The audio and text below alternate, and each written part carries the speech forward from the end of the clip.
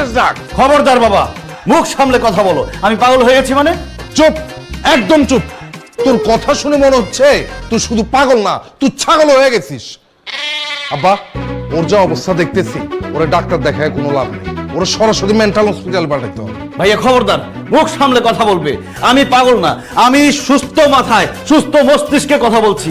আমাদের এখন গরিব হতেই হবে, যে কোনো মূল্যে আমাদের গরিব হওয়া লাগবে। তুই সব কি বলছিস?